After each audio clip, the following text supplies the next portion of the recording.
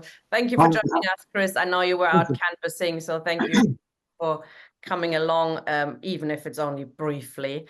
Let me just introduce you, because some people might have forgotten this, and it's very important to remember it, that Chris Williamson was the only MP who dared to stand up to the witch hunt in the Labour Party, and for that service was hounded out by the party and out of our parliament by not just Corbyn's General Secretary, Jenny Formby, but also the entire rest of the establishment in Britain. The Workers' Party is certainly vying to provide leadership today. It's made quite the splash. It's very ambitious. It's not managed to put quite forward the 500 candidates it was planning on, but 154, which is still pretty much very decent, more than the rest of the left together. And I want to introduce you with some good points, because we already spoken about you without you being there, and people were quite critical, as I'm sure you can imagine. There were very good points about the Workers' Party. I think we should be honest about that. There's the question of Palestine. I think the way George Galloway put that at the top of the agenda is very, very good. But, and this is also in response to some of what we've discussed tonight, it takes the question of the democratic deficit in this country quite seriously, which is also not something that we see across much of the left. The need for absolute free speech, fight against the monarchy, putting a referendum forward, I think they are suggesting. Yesterday's press conference was a hoot when Telegraph lady tried to say it's inappropriate to talk about monarchy when king and princess are suffering from cancer, and George Galloway was brilliant answering her, telling her they don't give a hoot about normal people who've got cancer, etc., etc. But there are other points in the program which are more problematic, and we hope to discuss these briefly with you. From a socialist communist point of view, perhaps there's a focus on the nation state, or as George likes to call it, make Britain great again, as he said in the press conference. There's a position that many would describe as perhaps anti-immigration, making a distinction between immigrants and refugees. I should say, though, before people get their knickers in a twist, some of the more controversial issues like trans rights and abortions are not in the manifesto. Keep that in mind. Don't charge Chris with that. So, Chris, thank you for joining us. Why should we vote for you and the Workers' Party? How do you envisage your prospects and the party's prospects? Do you really expect a handful of MPs to make it, as George Galloway said yesterday? I really think we've got a chance of doing so, Tina.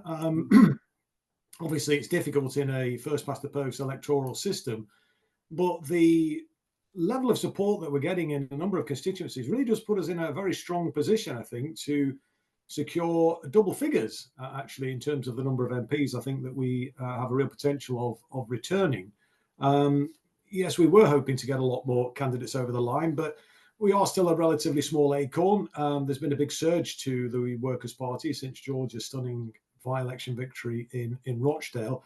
But as I think any new organisation will experience when you come up against the kind of bureaucracy, particularly new political party, and the bureaucracy of getting the nomination forms filled in appropriately and submitting them on time, it can be a bit of a challenge when you haven't got that infrastructure in place all over the country. Having said that, and it is a good total that we've secured, 154. And as I say, I think we're in a strong position in a number of constituencies to get over the line. In my own constituency in Derby North, frankly, Tina, it's the best support I've ever known in any campaign, better than in 2017 when I won the seat for Labour with a significant majority. Bear in mind, I only won it by 613 in 2010, then lost it by 41 in 2015, and won it back with a majority of well over 2,000. But the support is really, really strong. It's almost too good to be true. Whether this kind of translates into votes on the day remains to be seen, but there is a very strong sense of injustice in terms of what's happening in Palestine right now. There's very strong support from the Muslim community in particular, but there is good support from the Sikh community too, and really the community right across the piece. Frankly, I've only had two people who were unpleasant to me on the doorstep, which is very, very unusual. I mean, and one of them wasn't, I mean, it was just basically a plague on all your houses. As one guy said, not supporting me because he said I was a communist. But apart from that, everybody else has been incredibly polite, and the vast majority very, very supportive and keen to, get behind and vote for me. So, I'm quite hopeful that that we're going to do well in Derby South. But obviously, the proof will be in the pudding when when the election comes on July the 4th. Great. And we've talked about this. I mentioned this already. The more controversial issues. Let's talk about it, because I know you're not scared of an argument, and I think in the free speech issue in the program, I think applies to the rest of the left as well. We should have these free speeches. So in Rochdale, when George Galloway was standing in the by-election, at least, he put out a couple of statements, a couple of leaflets. One was on Palestine, and one was sort of encapsulated perhaps his more, what he calls himself as a conservative, socially conservative views.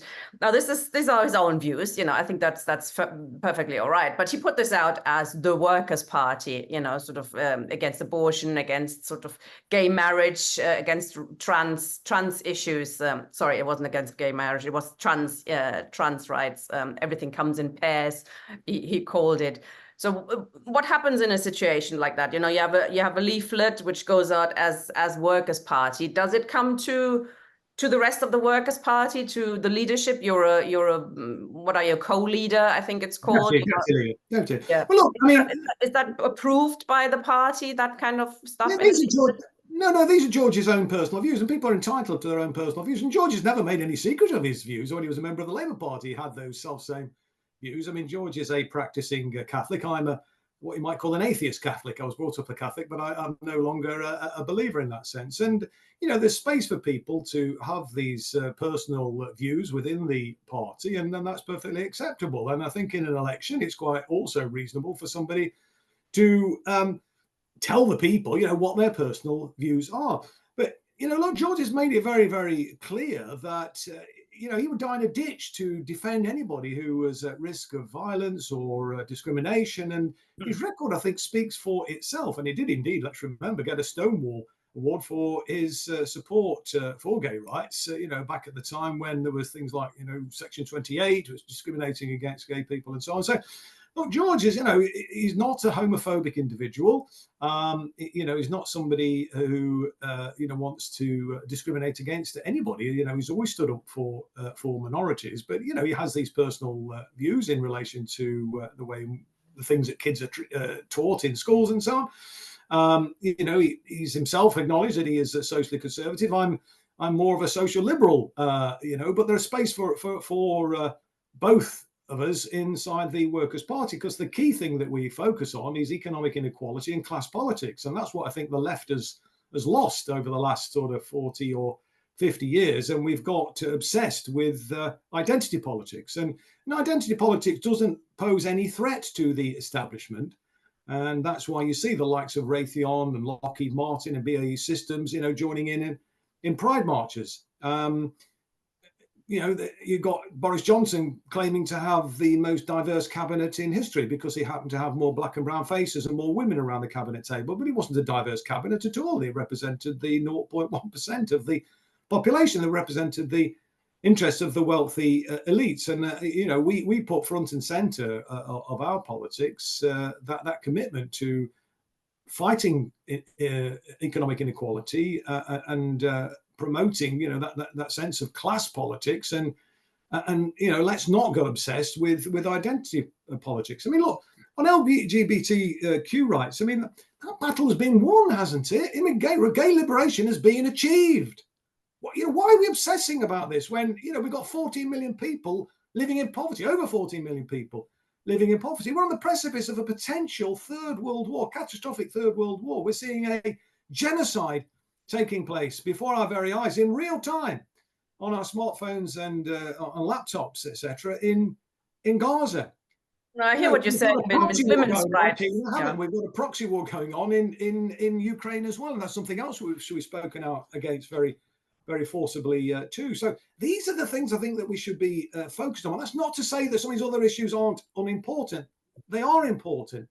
But when you prioritize them as the most important thing, and you then ignore and relegate the issue of class politics, which most of the left has done, let's be honest about it, then I think we're in the situation which has led to the way in which the trade unions have atrophied, where the left has lost its way, where we're seeing this grotesque levels of inequality and poverty in our country, and that's because the left has been asleep at the wheel.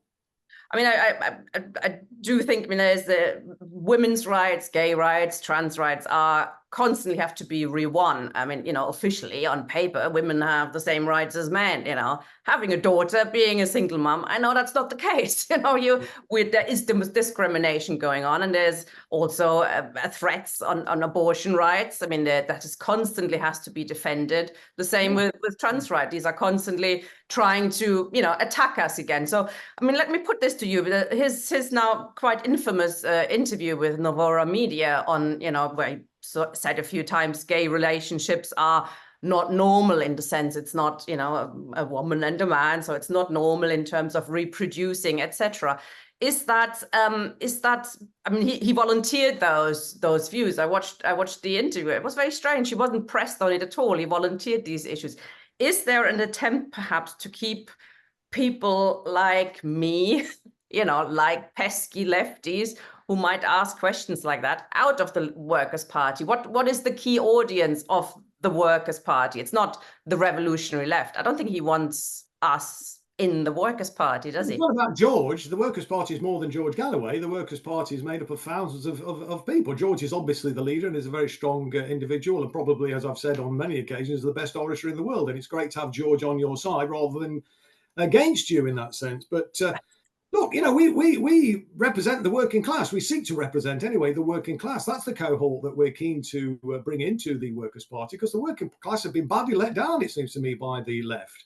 And that's why we've got so many people now, and as I've already mentioned, in living in poverty and in precarious employment. I mean, look, Tina, funny if I was making this point to some of the people on the doorstep this evening, because people are really fed up with the political class. I mean, that's pretty clear. I mean, sometimes people see a politician coming down the path and they're not sure who you are. They say, "Oh, I don't want to talk to you." And then when we say, "Well, I understand where you're coming from. We're not the mainstream political parties. We recognise that they've let people down. We want to build a movement, a party that actually represents the interests of the working class, that stands up for working class people, that is opposed to war and wants to stop arms sales to Israel to commit a genocide." But the point I've been making to some of the people is that, when I left school in Derby in 1972, full employment was a thing. And there was about 120,000 people working in manufacturing jobs in Derby at that time. Now, it wasn't perfect, of course. There were many, many issues. Strong trade unions as well, of course. But the thing that it was a kind of guarantee, really, that you knew that you were going to have a better standard of living, a better quality of life than your parents did. People could aspire to buy their own home. Working class people could aspire to buy their own home. And if they didn't want to buy, or they didn't have quite enough money to set aside to put down for the deposit, they could easily get a council house. I mean, it's very difficult to get a council house now. It's almost impossible to buy a home for working class people in large parts of the country anyway. And I mean, I know Derby's not the most expensive, but I gave a little anecdote a few years back, actually. Now I'm thinking about it, it's about 10 years ago, actually, when I made a speech in the House of Commons talking about my own personal experience as an apprentice bricklayer in 1976, where I was able, me and my girlfriend, who went on to become a wife, working class lass who was a telephonist at the council. I was, as I say, an apprentice bricklayer. We were able to buy a brand new 3-bedroom semi-detached house backing onto a waterfront in a desirable village, and it was only 3 times what I was earning. Those days are long, long gone, and we want to kind of get back to a situation where working class people can realistically aspire to own their own home, or if they don't want to buy, to be able to access a council house. A lot of my contemporaries who didn't necessarily buy, I was a slight rarity. I mean, it wasn't that unusual for teenagers to become homeowners back in the 1970s, but it wasn't that common either. Many people did, however, in their 20s manage to get on the housing ladder, but many others decided that they would just live in a council house, get a council house. So you could just go down to the council and say, "I'm getting married in a few months," or "I'm leaving home. Can you put my name down?" And within literally weeks or a couple of 3 months, they would have a house or a flat.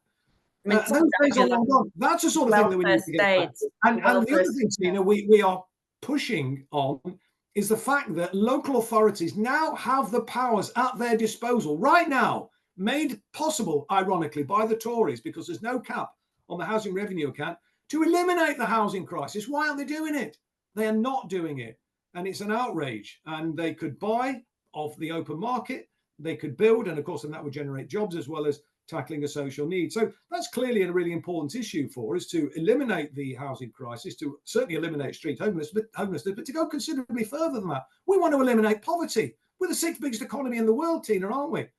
I mean, these are the things that we should be really addressing. And, you're making the point about, we have to constantly re-win the rights that we've won. And I take your point to some extent, but if you lose your way, or you take your eye off the ball in terms of, economic inequality, class poverty, that then, has that negative consequential impact on some of those other rights that you are talking about. So that's why I think that they are much more central and much more important than the identity politics, which much of the left has been obsessed with, for best part of 40 or 50 years.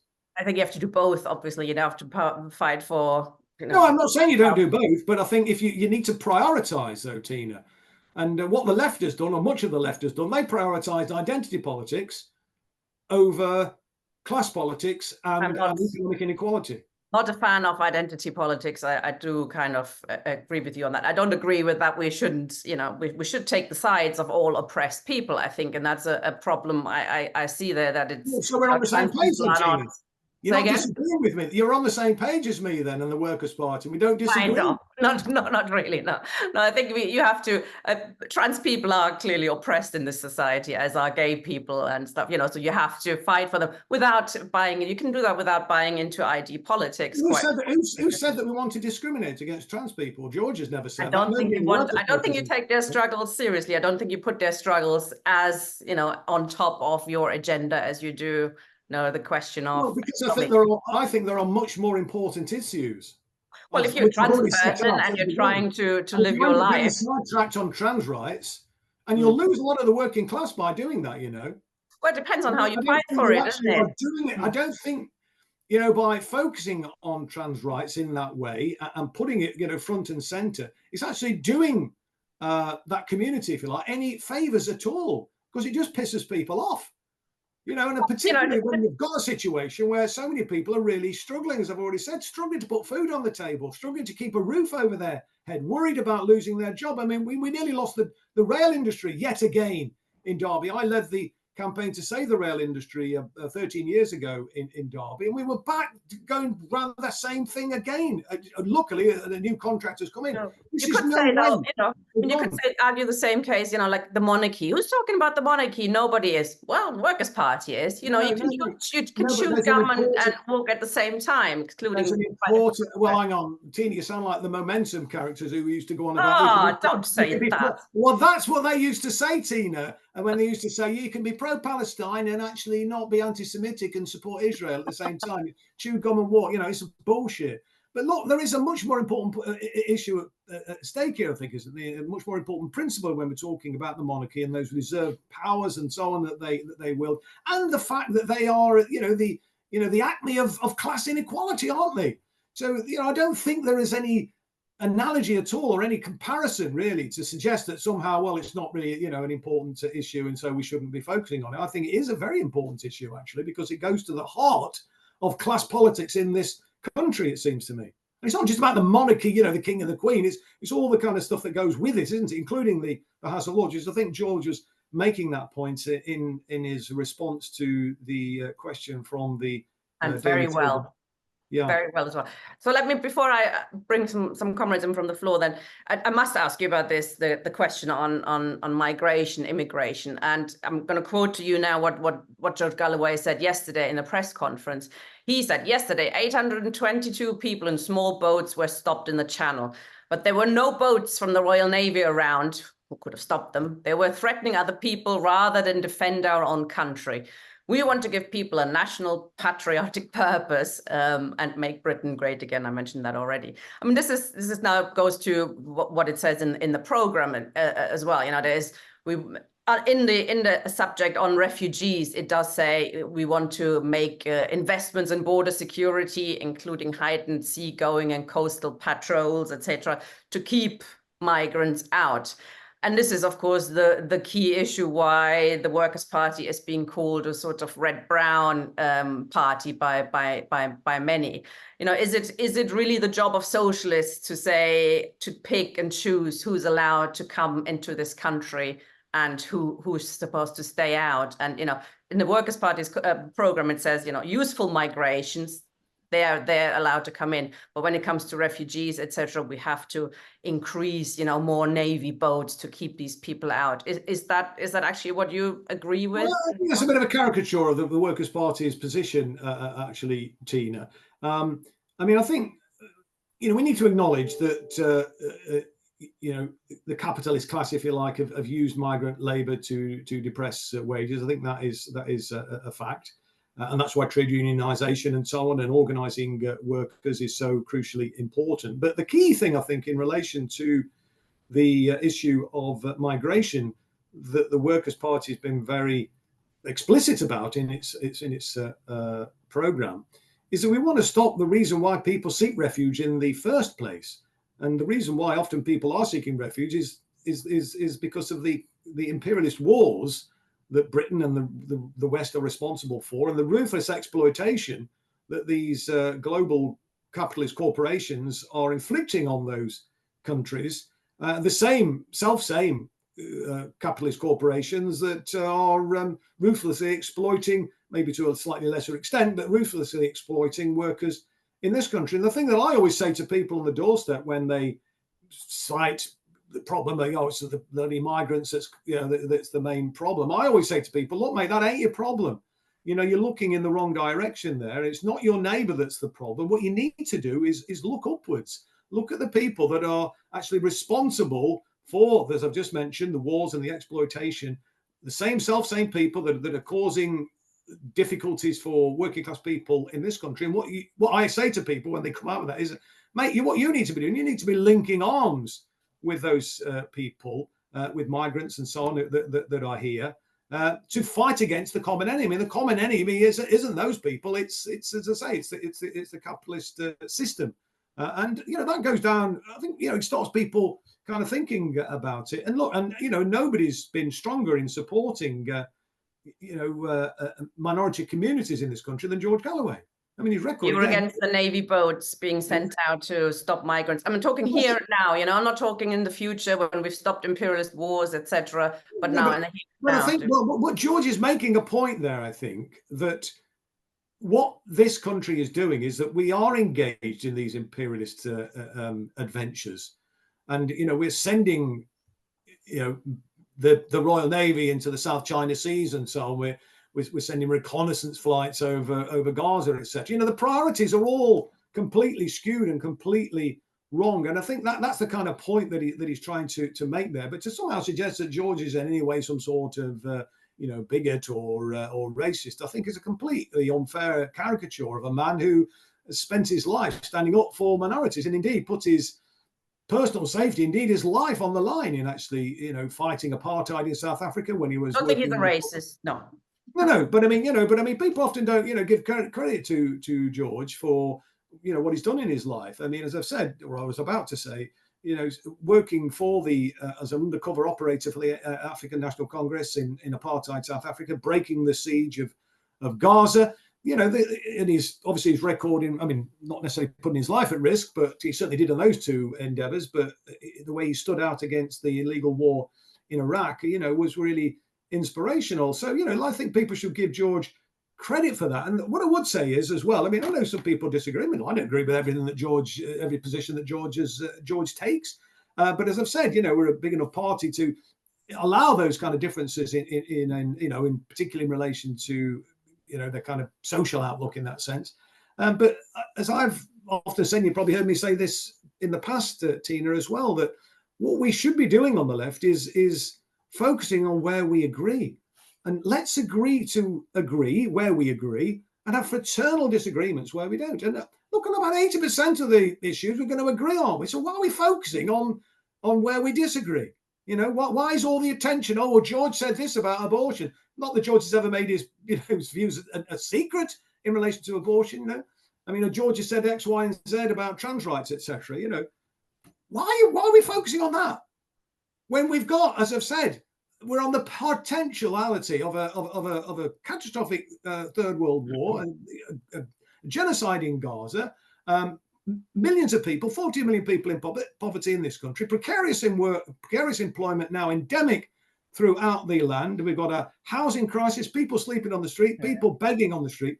These are the things that we should be focused on as a left. Sure. And there's a book I would recommend to anybody who is watching this evening, if you've not already read it. It's called The Death of the Left by Steve Hall and Simon Winlow. And you know, that traces, you know, where the left has sort of started to go wrong, and this sort of obsession with identity politics, which has been, I think, very, very damaging. George has been volunteering his views, has to be said as well, though. So he puts them out as well, doesn't he, in order to have a bit of debate on it. So I don't think he minds. I mean, he would mind having a debate on this issue that we disagree on. And clearly, you have some differences. No, not true, Tina. But the emphasis has been, and the focus has been this evening, for example, on these relatively kind of like minor areas of disagreement. Why are we kind of like uniting and saying, yeah, let's get together and fight for a socialist vision for the country? Let's prioritize class politics. Let's prioritize economic inequality. Isn't it an absolute outrage that we've got so many millions of people in precarious employment and living in poverty, and our National Health Service is kind of on its knees? My agent, actually, just as a little anecdote, an aside, Tina, was involved in a very, very nasty accident last week, a head-on collision. Thankfully, he's okay, or he was injured, but nothing, no broken bones or anything. But his car's completely written off. Fatality, some young kids are basically joyriders. One kid was killed. The other two were very seriously injured. Sammy's got a very big car, you know, so but the whole front end was totally destroyed, wiped out. I mean, it's unbelievable that he actually survived it, to be honest with you. And in a smaller car, he would have died, I'm sure. He had to wait an hour and a half for an ambulance. He was on the roadside in agony, an hour and a half. And then when they got to the hospital, they had to wait another 2 hours, I think he said it was 2.5 hours, before they could find a bed for him. I mean, these are the things that we should be focusing on, isn't it? And I know we all kind of agree on that. So why are we talking about that? Instead of, you know, instead of talking about what George said, X, Y, and Z about trans rights. I mean, the migration issue is a big thing in the manifesto. And he volunteered it yesterday at the press conference. He started with that against Farage, etc. Why he's different from Farage, because he's compared with him. The difference, though, isn't it, Tina, that we're talking about is let's stop the reason why people are seeking refuge. And he does make the point. Sure, but in the here and now, there are refugees coming. But it's a valid point, though, isn't it? That people, you know, highly skilled clinicians from other, you know, developing countries coming here is denuding those nations. Sure. But as long as they want to come, you know, who's for you to say you can't come because you're not useful to our capitalism, you know? I'm with you on that. But it is an issue that we should be addressing. And if we just kind of close our eyes to this and just say, well, yeah, just keep coming and don't actually address the reason why, that's, you know, because we want to see, you know, international world development in that sense, so that, you know, people aren't necessarily seeking or wanting to find a better life. Who wants to leave their home at the end of the day? Who in reality would want to uproot and go to a strange land? And particularly where you've got, you know, the kind of bigotry which we're seeing, you know, on the rise now with the likes of Farage and all the rest of it. I mean, you know, but there would be no stronger champion fighting for those people against that bigotry than the Workers' Party and George Galloway. Unless they sent Navy ships. Anyway, I'll stop on this one now because there are people who want to come in. Thank you, Chris. Comrades, please keep it brief. Chris can't stay that long. Couple of minutes each, please. Ian, and I'm going to take a few and then back to Chris. Personally, I'll be voting Workers' Party at the general election. Why? Because in Spennymoor and Newton Aycliffe, we have a Workers' Party candidate standing against what is clearly a Labour Party NEC placeman. However, the Workers' Party candidate described himself as a former soldier and turned businessman. every other respect, he seems reasonably good, especially on Gaza. He is of Middle Eastern extraction. So I'll be voting for him, and with the greatest of pleasure. And on a personal note, I hope you do very well in Derby, Chris. But the problem I have with a party which claims to want to turn to class politics is when you start to effectively then talk about immigration as a feature that we have to kind of go along with a populist line on. Yes, the bourgeoisie has always used immigrant labour to undermine workers' wages. The competition for scarce jobs and housing, not racism necessarily, is what motivates people. But on the other hand, as socialists, as communists, what we would be in favour of is saying, let these people work straight away and let them join trade unions, and let's prevent any kind of discrimination against them. If communism isn't internationalist, it's not communism at all. It's not socialism at all. And the danger is that all the Workers' Party will do is end up being a bit like a kind of Labour Party 2.0, a socialist Labour Party like Scargill's Socialist Labour Party. And in the end, you'll be up against exactly the same problems in terms of trying to make capitalism work better. But with a left-wing tinge, and of course you will be undermined immediately by the ruling class, and without the working class there to bolster you as a revolutionary force, not just in Britain but worldwide, then you'll be a lost cause, or just another blind alley, and that's my problem with the Workers' Party. Thank you. Thanks, Ian. Harry was next. Keep it brief, please, comrade. I'll try to, Chris was talking there about the 80%, which is basically the 80% we all agree with. And I'm sure that if I read the manifestos of, Communist Future, the Workers' Party, I would say I probably would agree with 80%, maybe even 90%. Why don't I join them? Well, probably for the same reason. Why don't they join the Socialist Party or Socialist Labour Network or WIN or Left Horizon or any of these groups? Because many ways we would do the same thing. Well, there's two reasons.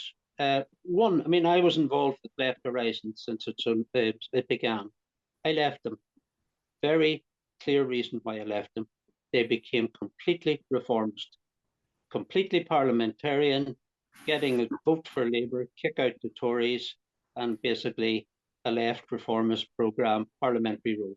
I left them because if I had stayed with them and adopted their position, I would be, in my opinion, miseducating the working class. It's the wrong way to do it. That's why I left them. The other reason is I mentioned what Steve raised there, and it is in reference to the Communist Party, and it is the national question. Big question, of course, here in Ireland. We know all about that. The Communist Party position here is a completely nationalist position on that question. Socialist issues, I would probably agree. Nationalist question, complete division of the working class here on that question. And that's the position in Ireland. They split over Scotland on the same issue, nationalist question.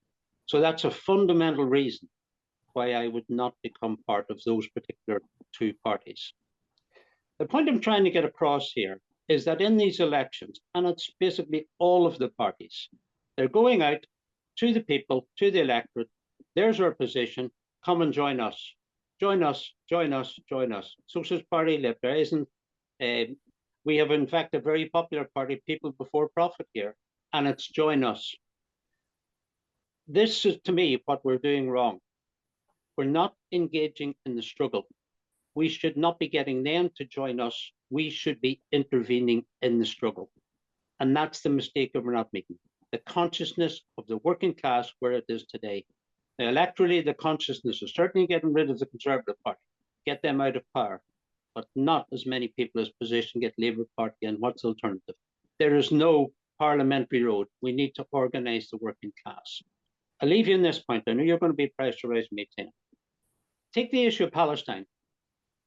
Mass demonstrations all over the world, in your country and in my country. What is now? The parties have got involved, and there's various parties involved in it. Same thing. Hey, this is our party. We're organising for the protest. There is nothing of them intervening and progressing that struggle now in the way forward. On the platforms, how do we progress? No discussions. How do we progress the struggle? October 7 changed the lives of working class people right throughout the world. They've seen their governments.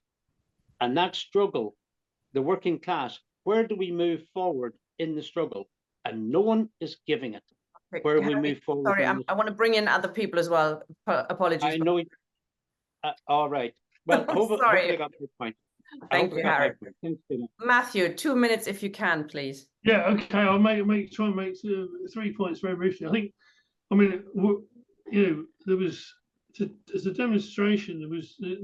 I mean, I'm sitting here in Glasgow, about somewhere over a mile away from where I am now. 3 years ago, there was the famous events in Kenmure Street and Pollock Shields, in which the citizens of this town correctly turned out by their thousands and stopped the Home Office deporting people. Correct. I mean, you know, an absolutely exemplary action in preventing that vicious efforts by the Home Office. That was then denounced by George Galloway, and he denounced the Scottish government for refusing to assist the Home Office in deporting the two men. You know, which, I mean, it's just, to me, that's absolutely scandalous. You know, it's racist. The second point for me is the nature of the problem we've got in terms of fighting the actual the economics is the issue of the unions, and I don't think it's necessarily even, you know, just straightforward, you know, the unions are inadequate, which they are, but it's also about politically, how do you generate a political organisation which is capable of fighting. Now, this year, of course, is the 40th anniversary of the miners' strike, which some of us took part in, and which we lost, you know, as we all know. And the problem is, of course, nobody actually took the lessons from that, said, okay, well, how do we make sure we actually win? And the thing is, it's been backwards ever since. And this is the problem, you see. I mean, it's actually, you know, how do you actually win these big class battles? And this is the problem. It's not a question of, you know, the inadequacies of the, you know, the unions. It is a question of the inadequacies of the left. I think the final point is nationalism. You know, anybody now has to be an internationalist. You cannot. It's not possible to have an autarky. No country can operate even by itself. The working class has to operate internationally. It cannot do anything else. You know. And therefore, nationalist notions like "make Britain great again" are actually an obstacle. You know, we absolutely fight against this. Anyway, thank you. Thank you. Gina, I need to be. I've got another thing I've got to do at 9 o'clock, so I'm sort of up against the clock a bit. So yeah. You want to quickly reply, and then we let you go. Sorry, comrades. Yeah, I mean, what I would briefly say then is just in terms of what Harry and Ian were saying. I mean, they're kind of making the perfect the enemy of the good. You know, I think we are making progress. Then it seems to me the Workers' Party has captured the zeitgeist of where a lot of, you know, working class people are at, and you know, people are rallying to us. I mean, it's all very well saying, you know, we've got to, you know, mobilise the working class, and we can talk in forums like this. But the truth of it is, it's only the Workers' Party that's really kind of mobilised a substantial number of people, and it looks like we're going to get a reasonable return at the election, and that's a base to build on, it seems to me. And you know, rather than, you know, having highfalutin esoteric discussions about the revolution at some point in time, and you know, maintaining you know, socialist purity, which I think sometimes some on the left tend to you know, focus on. I think, you know, it's sometimes being getting your hands dirty and acknowledging, you know, where people are at. I mean, and I can't remember whether it was Ian or Harry talked about, you know, being a populist. I don't think there's anything wrong with being populist, actually. I mean, being left-wing populism is a good thing, it seems to me. You know, it's trying to kind of, you know, mobilise people to a particular point of view, isn't it? And so, you know, I don't think, you know, we shouldn't see it necessarily as the dirty word that some people seem to do. On the issue of deportations, I mean, you know, I think I applaud